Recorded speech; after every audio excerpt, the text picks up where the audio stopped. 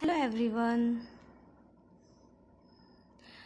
तो आज हम पढ़ेंगे consumer in India, consumerism in India.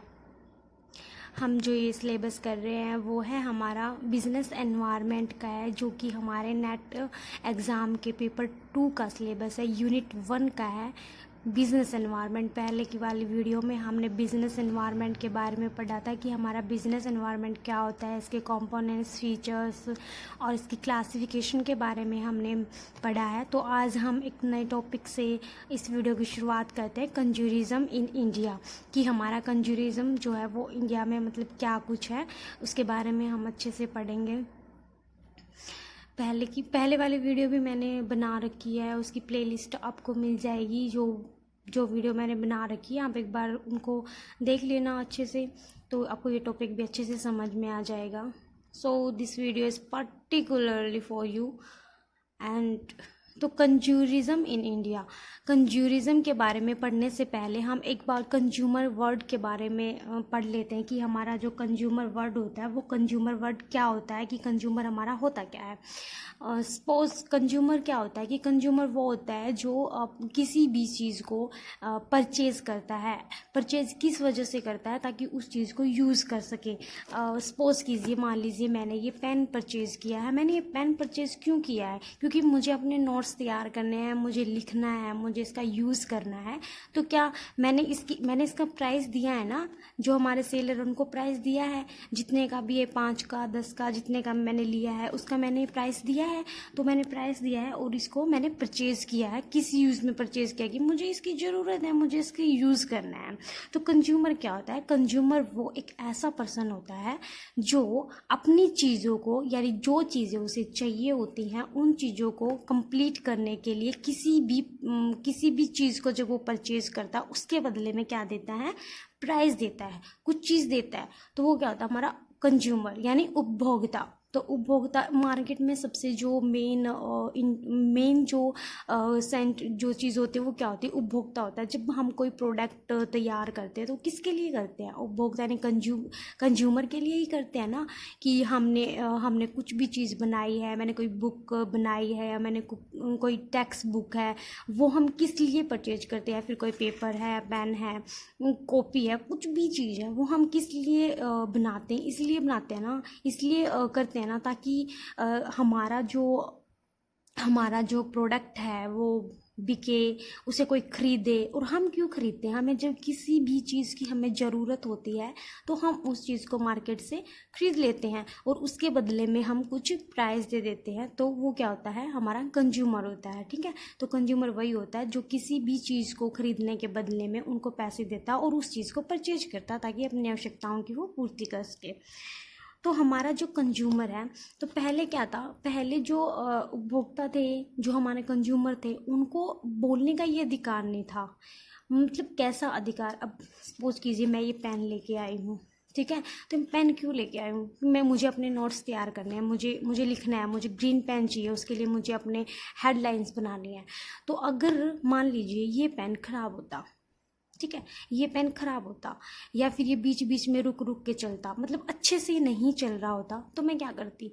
मैं जाती दुकानदार के पास जहाँ से मैं ये पेन लेके आई हूँ, उसके पास जाती ना। तो पहले ये हक नहीं था कि जो चीज़ हमारी कुछ चीज़ हम लेके आए हैं वो ख़राब हो गई है तो हम क्या आवाज़ नहीं उठाते थे। जो चीज़ हमें मिल गई, ठीक है, अब सपोज कीजिए मैं ये ले आई, ठीक है, पेन, और फिर ये चला नहीं, ख़राब हो गया, तो मैं जाती हूँ दुकानदार के पास, मैं कहती हूँ भैया ये पेन ना ख़राब है और ये चल नहीं रहा है, तो आप मेरे पैसे वापस कर दीजिए।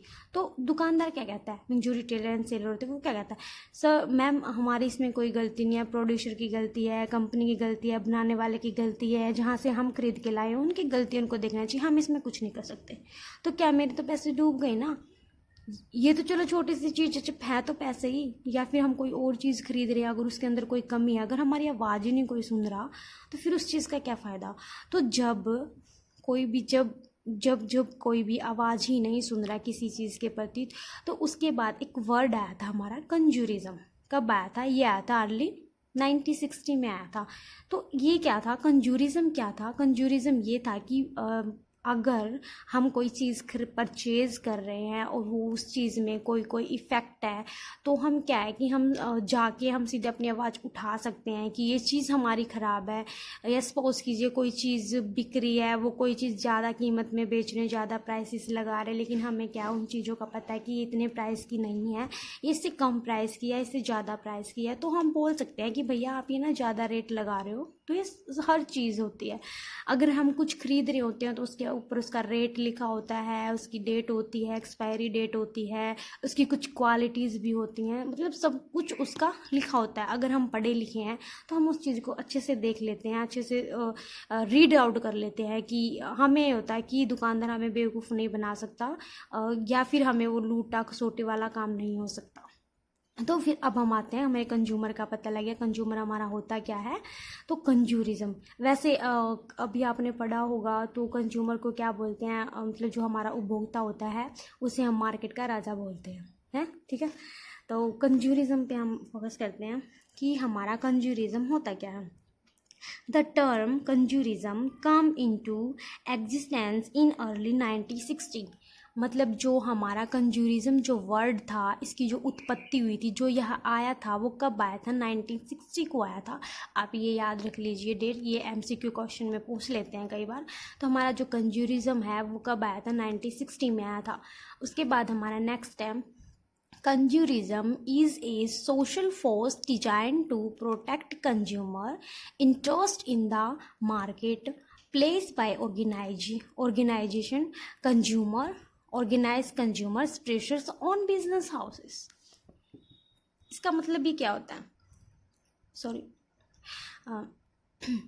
मतलब जो हमारा कंज्यूरिज्म जो वर्ड था वो 1960 को आया था, लेकिन जो consumerism is social force design to protect consumer.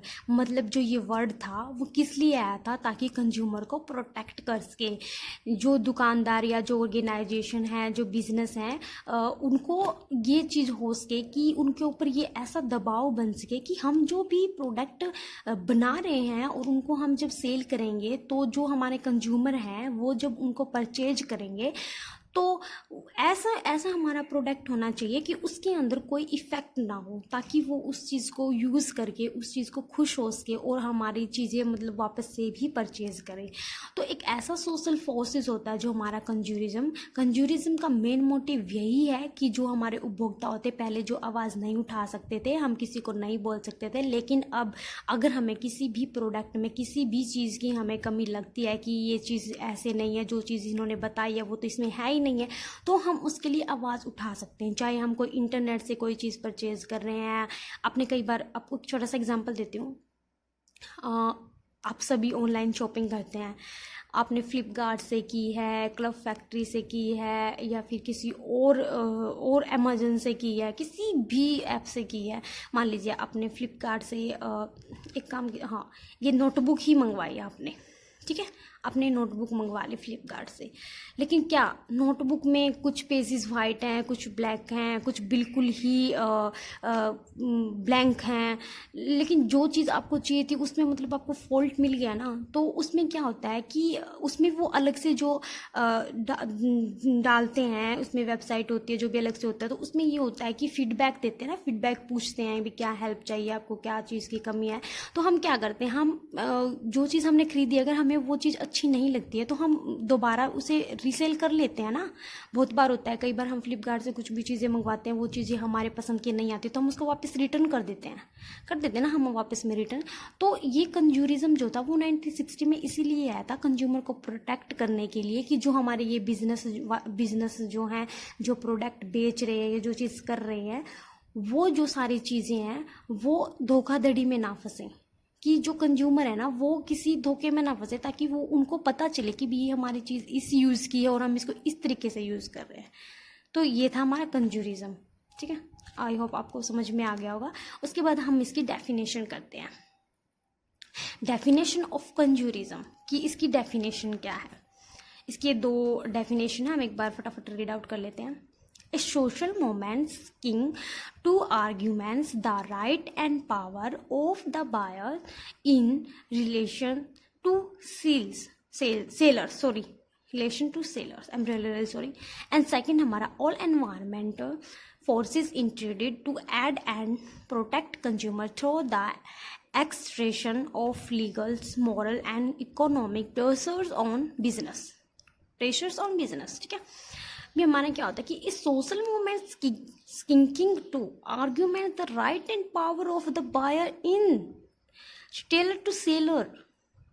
मतलब क्या है कि इसका जो मेन जो इसकी डेफिनेशन है ये यही है कि एक सोशल मूवमेंट स्किंकिंग टू आर्ग्यूमेंट्स मतलब क्या है कि एक अथॉरिटी मिल जाती है कंज्यूमर को, एक अथॉरिटी मिल जाती है कि या बार्बिंग हम कर नहीं सकते, मतलब एक ऐसी अथॉरिटी मिल जाती है, एक ऐसा फोर्सेस जो बिजनेस वालों को के ऊपर मतलब एक प्रेशर बन जाता है सोशल मूवमेंट स्किंकिंग का। वो आर्ग्यूमेंट्स का मतलब ये चीज़ इसकी मेन जो डेफिनेशन है वो यही है कि जो हमारे अब कई बार क्या होता है कि ऐड दिखाते हैं हमारी, तो उनमें कुछ चीज़ें ये होती हैं कि भाई ये चीज़ यूज़ कर ली, ये चीज़ हमने यूज़ कर ली, लेकिन कुछ ज़रूर जो एड्स में दिखाते हैं, जो एडवर्टाइजमेंट ये जो देते हैं वो सभी रियल थोड़ी होती हैं। अब बोल दिया कभी आगे कि ऐसे ये क्रीम लगा लो, हिमालय फेस वॉश है, ऐसे पिंपल कम हो जाएंगे, ये 2 दिन में एक क्रीम है 2 दिन में गोरा बना देगी, ये ऐसे मतलब जैसे वो चीज़ दिखाते हैं वो एक्चुअल में होती तो नहीं है ना वैसे।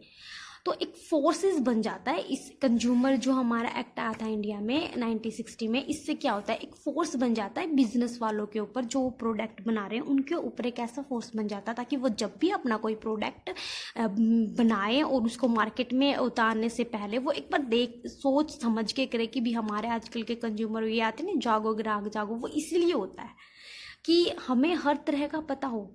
तो अब जब भी प्रोडक्ट बनते हैं तो वो कंज्यूमर को ध्यान में ही रख के बनाए जाते हैं कि उनके ऊपर फोर्स होता है बिजनेस वालों के ऊपर कि भी हम जो भी प्रोडक्ट बना रहे हैं वो अच्छा हो। आई मीन जो जिस तरह की हम उसकी एडवर्टाइजमेंट दे रहे हैं तो आई होप कम से कम 50% तो वो वैसा काम करे ना। तो वो इसकी डेफिनेशन है। उसके बाद हमारा need of consumer protection in India, मतलब क्या ज़रूरत पड़ी थी कि भी इसकी प्रोटेक्शन ऑफ इंडिया। चलो नीड ऑफ पढ़ लेते हैं हम इनकी। फर्स्ट है हमारा पॉइंट, कंज्यूमर हैज़ नो से।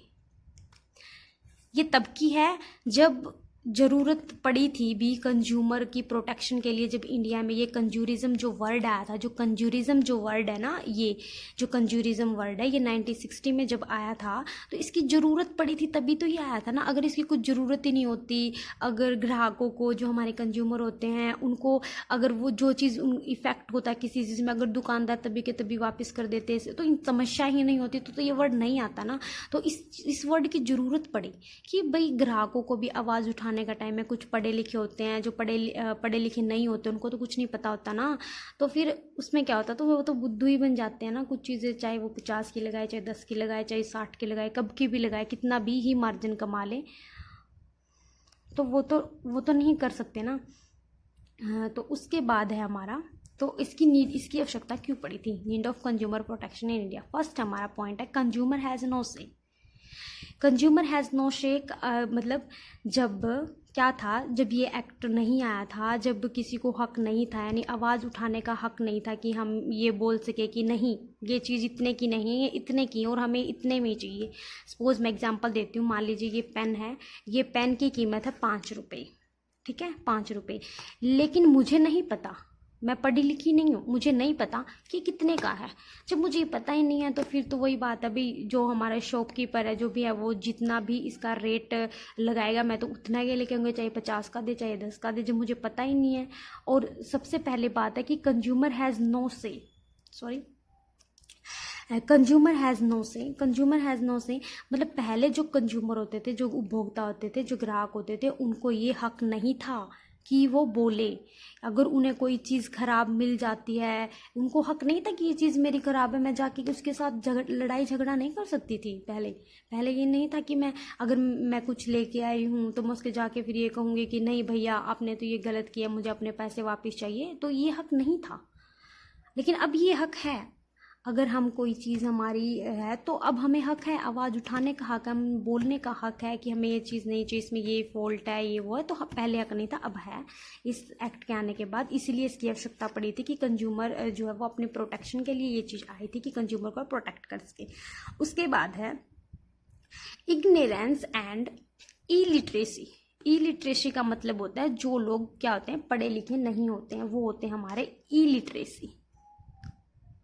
इलिटरेसी यानी अब एक बात बताओ कि जो लोग पढ़े लिखे हैं उनको तो पता होता है कि इसका MRP रेट क्या है, इसकी एक्सपायरी डेट क्या है। कुछ भी हम खरीदने से पहले जाते हैं, कोई भी हम प्रोडक्ट खरीद रहे हैं तो हम पहले उसके देखते हैं ना, ये उसका MRP क्या है। हम किसी मॉल में शॉपिंग करने जाते हैं या किसी भी हम क्या कहते हैं उसको, सॉरी, किराने की दुकान होता है, फिर कोई घर का सामान खरीदने जाते हैं तो हम क्या करते हैं, पहले हम देखते हैं ना कि इसका MRP क्या है, इसकी एक्सपायरी डेट क्या है, इसकी क्वालिटीज़ क्या है, कब बना था, ये हर चीज़ हमें देखते हैं। तो लेकिन जो पढ़े लिखे हैं वो तो ये चीज़ें देख सकते हैं। अब एक बात बताओ, जो लोग पढ़े लिखे नहीं हैं तो उनके लिए क्या है, वो तो कुछ बोल ही नहीं सकते, उन्हें तो पता ही नहीं वो कहाँ से। अब एक बात, मुझे मान लीजिए मैं पढ़ी लिखी नहीं हूँ तो मुझे नहीं पता ये पेन क्या है, इसके MRP रेट क्या है। या मान लीजिए मैं चली गई, मैं लेने चली गई दूध लेने चली गई मैं, लेकिन मुझे नहीं पता भाई ये दूध कितने का आता है इसके, या मुझे एक्सपायरी डेट भी चेक नहीं करनी आती। तो क्या जितने का मुझे देगा मैं तो उतने का ही ले आऊँगी ना, तो मैं तो उसके साथ झगड़ा नहीं कर सकती ना। तो जो लोग पढ़े लिखे नहीं हैं, ये उनके लिए कि 20 की आवश्यकता इसलिए पढ़े थे भी लोग पढ़े लिखे नहीं हैं लेकिन फिर भी दुकानदार क्या ठगे जा रहे हैं। तो वो चीज़ होगी। तो उसके बाद है हमारा third point, to get latest good and service. ठीक है, टू लेट्स गुड मतलब क्या है कि जो हमारी नई वस्तुएं हैं, सर्विसेज हैं, तो हमें नहीं पता लगता था कि ये चीज़ें क्या है। अब तो एडवर्टाइजमेंटिंग के भी कर देते हैं कि भाई चलो ये होगी, लेकिन क्या जब तक हमें कुछ इन चीज़ों का पता ही नहीं चलेगा ये चीज़ें हमारी अच्छी हैं या गलत हैं, नहीं है भैया हमें नहीं खरीदनी चाहिए, हमारे यूजेस की नहीं है लेकिन ये हमारे यूजेस की हैं, तो क्या अच्छी गुड एंड सर्विसेज का पता नहीं था।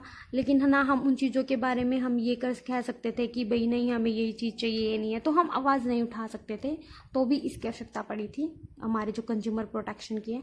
उसके बाद है फॉल्स एडवर्टाइजमेंट। अब आपने देखा होगा एडवर्टाइजिंग में तो कितना मतलब जो दिखाते हैं वैसे तो होता ही नहीं ना, बिल्कुल भी। कहते हैं कि इतने दिन ये ऑयल यूज़ कर लो आपके बाल लंबे हो जाएंगे, क्रीम यूज़ कर लो पिंपल्स चले जाएंगे, एक्ने दूर हो जाएंगे, या फिर ये कहते हैं कि 2 दिन में गोरा हो गया, फिर आप ये खा लीजिए इससे आप पतले हो जाओगे, मोटे हो जाओगे, मतलब कितना कुछ दिखाते हैं, लेकिन वैसा तो होता नहीं है ना। तो इन सब चीज़ों से भी क्या, अगर हमें ये जो कंज्यूरिज्म जो वर्ड है, जो इसीलिए इसकी आवश्यकता पड़ी थी कि जो हमारी फॉल्स एडवर्टाइजिंग देते रहते हैं ये जो प्रोड्यूसर होते हैं कंपनी के, कोई भी चीज़ की प्रोडक्टिंग की है, इन्होंने प्रोडक्ट बनाया है, उन्हें बेचा है, तो उनके ऊपर ये क्या करते हैं एडवर्टाइजिंग करते हैं कि भी ताकि हमारा क्या होगा, ऐसी अट्रैक्टिव बनाते हैं कि लोग खरीदें उन चीज़ों को। या फिर ये क्या करते हैं कि सभी लोग क्या है कि अपने एक्टर्स को भी पसंद करते हैं, किसी भी सिंगर्स को भी पसंद करते हैं, तो उनसे भी ये वो करवा लेते हैं एडवर्टाइजिंग, ताकि लोग उनसे अब वही बात है, अब अगर किसी को कोई एक्ट्रेस पसंद है, अगर उसने उस चीज़ की ऐड कर रखी है तो क्या वो तो उस चीज़ को खरीदेगा ना, वो तो उसे खरीदेगा कि भी हाँ अब कोई सलमान खान का फ़ैन है, अब सलमान खान ने भी बहुत सारी एडवर्टाइजिंग कर रखी है, तो वो तो ये खरीदेगा भी हाँ सलमान खान ने यूज़ कर रखा है, फिर तो सही होगा, चलो कर लेते हैं हम भी यूज़, तो ये हो गया। उसके बाद हमारा नेक्स्ट है एनवायरमेंटल एंड पॉल्यूशन। केमिकल उद्योग होते हैं हमारे, जो एनवायरमेंट पॉल्यूशन होते हैं।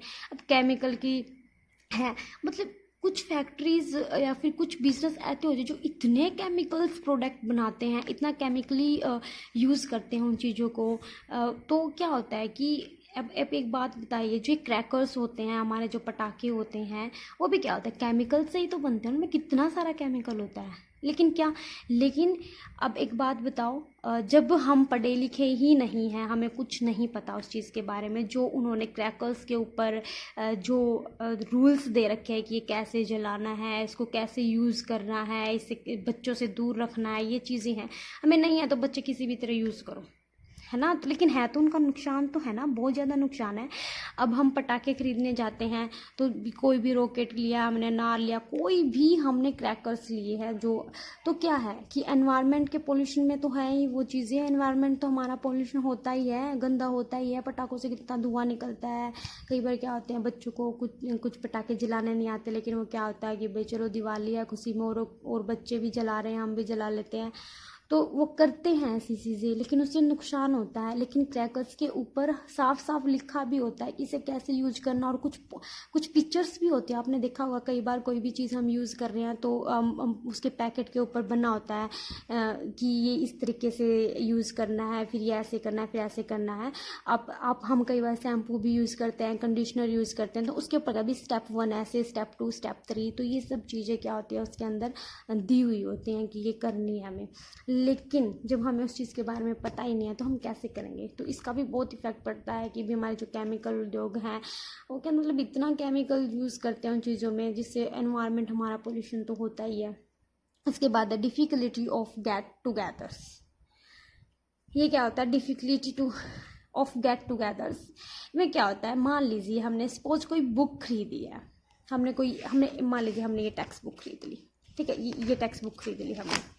अब हमने ये टेक्स्ट बुक खरीदी है, तो अब ये बुक जहाँ भी बनी है, ये टेक्स्ट बुक जहाँ भी बनी है, मान लीजिए इसके कुछ ये पेज अगर हमारे ब्लैंक हैं, ये हमने कुछ लिख लिया, ये चीज़ें हमारे बड़े, लेकिन यहाँ क्या हो गया, यहाँ हमारे ये चीज़ें ब्लैंक है, ये नहीं थी, बीच में प्रिंट आउट में भी हो जाता है कई बार इफेक्ट। तो कुछ चीज़ें हमारे ब्लैंक आ जाती है। आपने कई बार देखा होगा कि आप कोई बुक खरीद रहे हो, बुक पढ़ रहे हो, तो बुक में क्या होता है कि आपके फर्स्ट चैप्टर आपने कंप्लीट कर लिया, लेकिन जब आप सेकंड चैप्टर पढ़ते हो तब देखते हो कि इसमें तो सेकंड चैप्टर है ही नहीं, बिल्कुल पेज ही ब्लैंक है।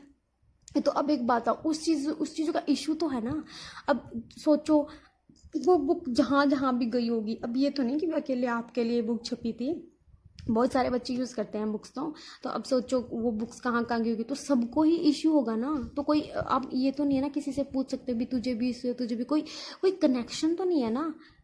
हाँ, वास्ट कंज्यूमर्स के कम्युनिकेशन का कोई कनेक्शन तो नहीं है, या फिर कुछ ऐसा तो नहीं है कि भी हम सभी जितने भी बच्चे इकट्ठे हैं उन सब के साथ कुछ कनेक्ट होकर हमें पूछ ले कि हाँ तेरी बुक में भी है, मेरी बुक में भी है कनेक्शन। ये तो नहीं है ना। जो हमारे आसपास के हैं या फिर जो हमारे कॉन्टैक्ट में हैं उनसे तो हम पूछ लेते हैं कि हाँ तेरे वाले में भी है, मेरे वाले भी। लेकिन जो हज़ारों बच्चे हैं, जो इतनी सारी अब कोई भी प्रोडक्ट बना है वो हर जगह सेल परचेज होता है, तो उसके ऊपर भी तो इफ़ेक्ट पड़ता है ना इस चीज़ों का। तो ये हमारी थी डिफ़िकल्टी। तो क्या हो गया, भी डिफ़िकल्ट तो हो ही गया ना, तो इसीलिए इसकी हमारी ज़रूरत पड़ी थी कंज्यूमर प्रोटेक्शन एक्ट की। अब अगर हमारे कोई किसी भी चीज़ में इफ़ेक्ट होता है तो हम आवाज़ उठा सकते हैं, बोल सकते हैं, उस चीज़ को रिटर्न कर सकते हैं। तो ये इसीलिए हमारा जो कंज्यूमर प्रोडक्ट एक्ट आया था। तो ये तो थे हमारे कंज्यूमरिज्म इन इंडिया, यानी हमारा कंज्यूमर क्या होता है, कंज्यूमरिज्म की वर्ड की हमारी ज़रूरत क्यों पड़ी थी, इसकी डेफिनेशन ऑफ कंज्यूमर हो गई। उसके बाद need of consumer protection in India होगी कि इसकी ज़रूरत क्यों पड़ी थी इंडिया में। तो ये सारी चीज़ें आपको मैंने अच्छे से बता दिया। आई होप आपको ये समझ में आ गया होगा। मैं बिल्कुल थोड़ा थोड़ा सा ही टॉपिक करवाऊँगी ताकि आपको अच्छे से समझ में आ जाए।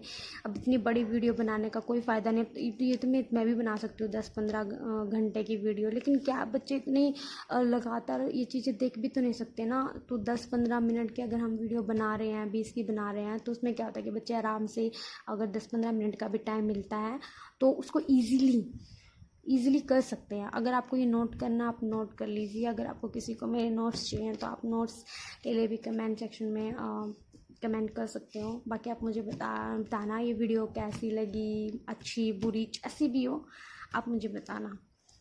आई होप आपको ये चीज़ें समझ में आएगी। जो चीज़ें आपको समझ नहीं आई हो, आई हेल्प यू।